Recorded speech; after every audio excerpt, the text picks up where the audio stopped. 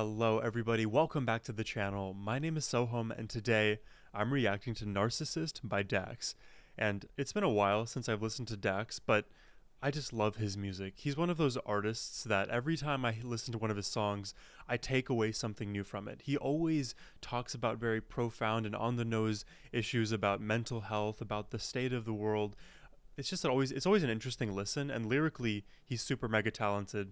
I think melodically he also breaks molds, or at least taps on that melodic itch that a lot of us have. And he's just a really down to earth, I think, good guy. He has a lot of substance. And I don't mean that kind of substance where other rappers may fall into that category. I mean actual substance. I think his music is wonderful, and judging based on this title here, we're gonna be in for another one of those profound videos. So I'm excited to get into this reaction. I hope you are as well. Please hit that subscribe button. It helps me out a lot. And without further ado, let's get into it. I've been wanting you to have this. What is it? The key to my heart. Ooh. The key to your heart opens up a place I'm not safe in. I got locked away and it's vacant. Waking up to all of your faces. Trapped inside this cage. Narcissistic bouts of rage.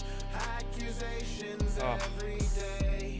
Arguments that you create to He's break terrified. the soul inside of me. Trapped inside your cage, it was a crazy place to be. The constant roller coasters made me sick, I couldn't see the beauty in your lies. It made the truth so ugly that the man inside the mirror wasn't recognizing me. A puppet master pulling strings and Oh playing my with my god. head. This is so real. I mean, if any of you have ever dealt with somebody who was an extreme narcissistic abuser, whether that be a caregiver, a partner, a sibling, anything, right? Having gone through those experiences myself, not with family necessarily, but with partners, it's some of the worst mental damage you could ever take, because the narcissistic abuser, at least in my experience, convinces you that your reality is not correct in a lot of ways, and they break you, they mold you into what they want, and they still blame you for not being perfect and human, right? It's very, very traumatizing because it feels like you can't trust yourself. And I think a lot of us who are naturally more passive can easily fall victim to people who are narcissists. So, I can go into a long diatribe about narcissistic abuse. I think I would rather have Dax speak, so let's get back into it. But I really like that line about having the many faces. It's so true. Wasn't recognizing me. A puppet master pulling strings and playing with my head. Manipulating everything and twisting what I said. Projecting all your malice, then attacking me and claiming my defense was starting all the arguments. That's crazy. Yeah, it's literally so insane how a narcissistic abuser will blame you for your reaction, your genuine and real, I would say honestly warranted reaction to the things that they're actually causing. So they find a way to twist every single negative thing of theirs into a negative thing of yours. And again, now you start to, it's like gaslighting is like the term that people throw around these days. Now you start to believe a different reality, which is one of the ultimate cruelties you can instill upon somebody, especially somebody who you're supposedly supposed to be in love with. It's really ridiculous. As time goes on and I embrace the situation I just faced, I forgive myself for letting faith you change distorted reality. The key to your heart opens up a place I'm not safe in. I got locked away and it's vacant. Waking up to all of your faces. Trapped in The line about it's a place that I'm not safe in, right? So you feel like, okay, I'm in love with this person, they're in love with me, I'm supposed to have refuge here, I'm supposed to have safety here, and that's precisely what they want you to believe, and then they switch the dial, right? And now all of a sudden you're trapped in a cage, you're isolated. So the line about vacance, it's actually very empty inside that heart of theirs, and you don't actually get much love that you were expecting. And now you're isolated away from everyone, including yourself. And it's one of the most cruel things that you could do to somebody else. And what's crazy, and I thought about this a little bit recently, is the fact that narcissistic abusers, they oftentimes can do it maliciously, but oftentimes they don't know that they are the narcissistic abuser. They feel like they're doing the right thing. It's and then as the victim of such a situation, now because they believe truly that they're doing the right thing, now you truly can believe that you're in the wrong, and you have the self-loathing that's induced by this external individual who's actually got the whole read wrong. So another thing to worry about. Yeah, stay with the people who are actually good to you, and give them your time of day, please. Waking up to all of your faces, trapped inside this cage. Narcissistic bouts of rage, accusations every day. Yep. Arguments that you create to break the soul inside of me. Every night we argue, I feel more and more abused. I give you what you want, but you're still mad and I'm confused. You tell me that you're leaving, she's a villain on the loose. But even after everything, I still come after you. You told me this was forever. This isn't one-to-one with narcissistic abuse and the victims, but there's often this like push-pull paradigm, this like avoidant, anxious attachment paradigm that also can be a layer underneath the abuse. And I'm no psychologist, right? So take my psychological takes with a grain of salt. But when you have this dynamic set up, the person who's abusing you can actually give you minimal attention, and then kind of avoid interaction with you when reality is there to confront them in the face. And as the person who just wants to be loved, the anxious individual, you're willing to take less and less and less and less just because you're still able to get a little bit at the very end of all of that negative cycle of abuse. And the problem with that is that it's a cycle, right? So initially when you begin to start dating or whatever, the love can be very high between both of you. The actions that are there that show the love, the words of affirmation, all of the things that would indicate love at a very high level are all present, especially on the side of the narcissistic abuser. And then as the relationship kind of expectedly grows, they start one bit by bit taking those things away. And now the person who is on the receiving end, or also genuinely taking part, no longer receiving those things, is kind of like freaking out. They're like, oh my God, am I being abandoned right now? What's going on? And then as soon as they get a little bit of a morsel back, they're happy again. But guess what? At the beginning, you were getting 100%, and now maybe over time, you're whittled down to 50%. I've seen terrible stories online about people and the abuse that they've suffered, bringing their percentage all the way down to a whopping 1%. I mean, it's ridiculous. So if you are a person who's been in this situation, maybe you can relate. And if you're currently in a situation like this, please do yourself a favor and talk to somebody, get some help. And I just pray that any of you, and none of you, actually, I don't know how to word this, I don't want any of you to go through these things if you can help it. So yeah, these are my PSAs. Let's get back to the reaction. This is a good song so far. I know I haven't commented on that, but I like the melody. After you, you told me this was forever. It's me and you together, come to find out it never is. Cause those were lies.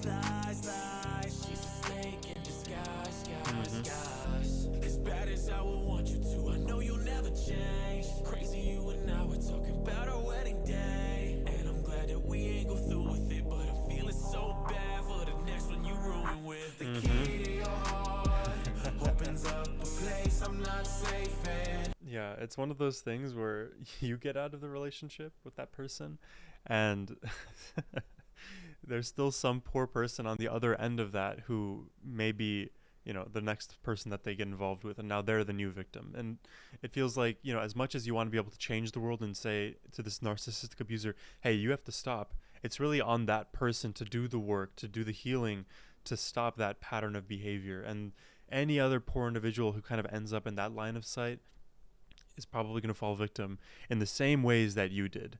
So it's it's just terrible. And I had this, the reason why I laughed was because it kind of reminded me of a past situation that I was in. And not to get into details or anything, but at some point relatively soon after the breakup, I saw that they were with another person.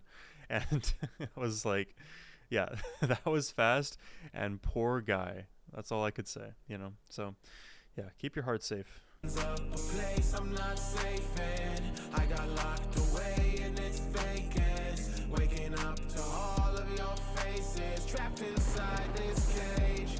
Narcissistic bouts of rage, accusations every day, arguments that you create to break the soul inside of me. I still sort of miss it. Your toxic ambition, your evil intention, your wrong intuition. I wasn't complicit to our demise. I got locked away and didn't even do the crime. What do I do now? Where do I?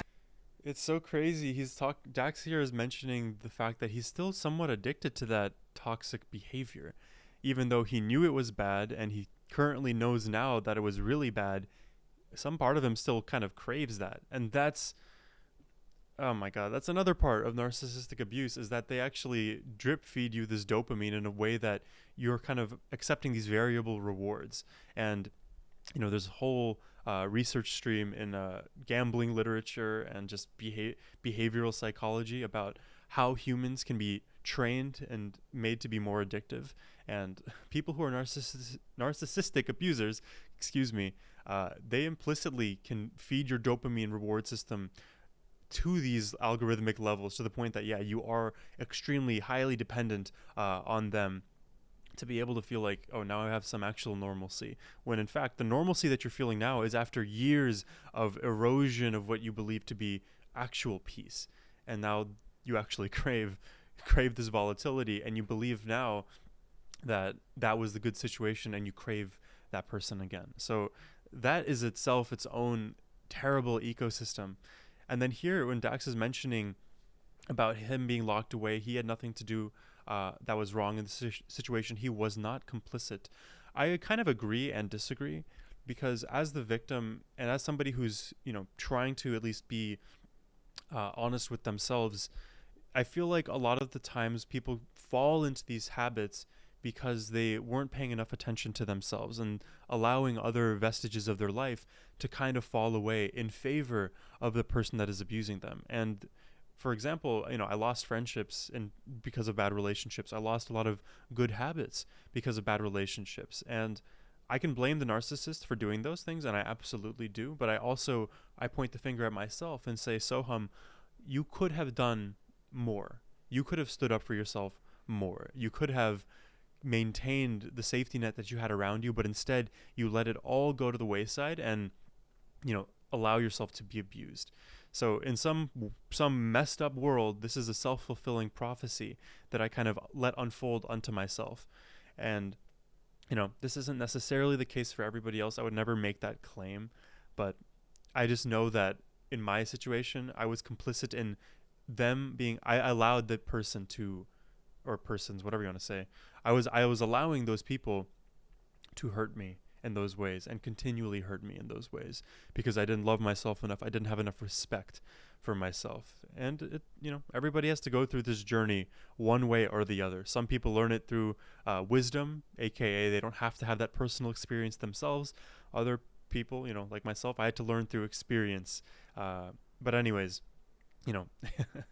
I could go on, but don't ever let the person gaslight you into thinking that you are the sole problem in the relationship. Even if you allow poor behaviors done onto you, if you ever switch up one day and say, hey, don't talk to me this way, don't treat me this way, watch how quickly their house of cards crumbles, right? Yeah, let's go back. I got locked away and didn't even do the crime. What do I do now? Where do I go? How do I tell the next girl I'm a broken soul? Yeah. It's getting hard for me to breathe. The pain has brought me to my knees. I'm broken inside. I cannot describe the thoughts that I get when I think of those times. I saw all of the signs. I ignore them now. I will be damaged this way for the rest of my life. The key to your heart opens up a place I'm not safe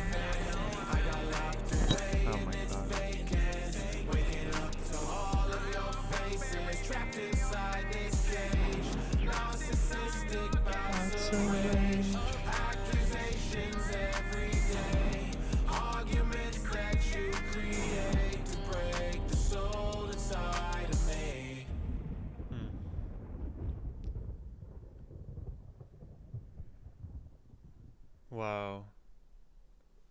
What a beautiful quote right there. I want to pause it on this line. If you don't heal from what hurt you, you'll end up bleeding on people who didn't cut you. Yeah, there's the quote, right? Hurt people hurt people.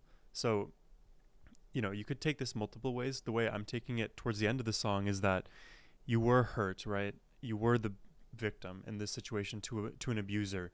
And as Dax was saying towards the end of the song, going into future relationships now, he feels like a broken man. He feels like somebody who can't be loved because of all of the trauma that they've been through. And it's very hard to now unwire the negative lessons that were learned during that relationship, rewire the brain towards a more positive thing.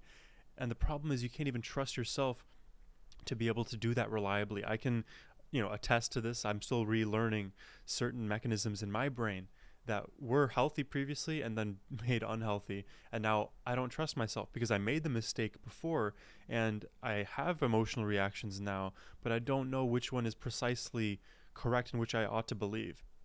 And that's what therapy helps with. That's what having a good safety net and social circle can help with, help ground you, right? So I like the points that Dax is making towards the end about, going into these future relationships now, he doesn't know if he can go into them in a safe way, if he's going to be permanently broken or not. And it's something that, in some minor way, shape, and form, you have to live with for the rest of your life. And you could say that about virtually anything that you kind of experienced, right, in the past. You could say, look, Sohum, you failed this spelling test in second grade, and that trauma is going to be kept with you until your dying breath. That may be true, but there is a difference, right, in the level of emotionality and hurt that one individual may feel. Some things are uncomfortable in the current moment, but are necessary for your improvement. Other things are substantially worse in their effect on you. They're way more painful. They're cruel even. There's literal evil cast upon you, and now you're left to pick up the pieces. And yeah, now over the course of your life, you're going to be constantly worrying and super vigilant to keep those people out who hurt you and prevent those negative thought patterns from unfolding again. Stop letting yourself fall into negative behaviors. But in one way, shape, or another, it's still on your mind. And the best that we can do as individuals, and for me, the best way that I kind of look at things is a reframing. It's that, okay, negative things happen to me, and I feel like everybody goes through negative things, and I learned from these negative things. And I will take these negative things now and look at them in a positive way because I was able to learn something. And because I'm able to learn something, I'm able to put my life on a better and more positive path. The path that I would have wanted to go on anyways, but I had a few road bumps to get there, right? So I feel like I do everything that all the things that happen to me negatively or positively, I try to take that and do positive onto that. So now the framing is always, okay, I was hurt, but now I know that I can prevent future hurt from happening by avoiding these 3 simple steps. And it could be anything, right? It's just a constant, like life is a constant learning, iterative process. So, I could ramble on and on, but that's like a great way I would think to look at things is, you could be hurt and you could be abused and you want to get out of these situations. And then at the end of the long, painful tunnel in the life where you remember like, hey, I walked down that street and my girlfriend yelled at me on that street. You could be traumatized immediately and brought back emotionally to that space, or you could say that you succeeded there. Now you look back at those things with a smile on your face because you are the person you are today because of the negative things you went through. And any level of trials and tribulations are always formative of a hero's story, right? To be super tacky and corny about it, we need to go through some pain, some struggle to be better at the end of that tunnel. So let's not give the narcissists the power that they want. Don't let them perpetually negatively affect you. Let's spin all of this into something positive, something better, and something amazing for all of you guys. So if you stuck with me till the end of this reaction, I appreciate it so much. Have a great rest of your day, everyone. Take care and peace.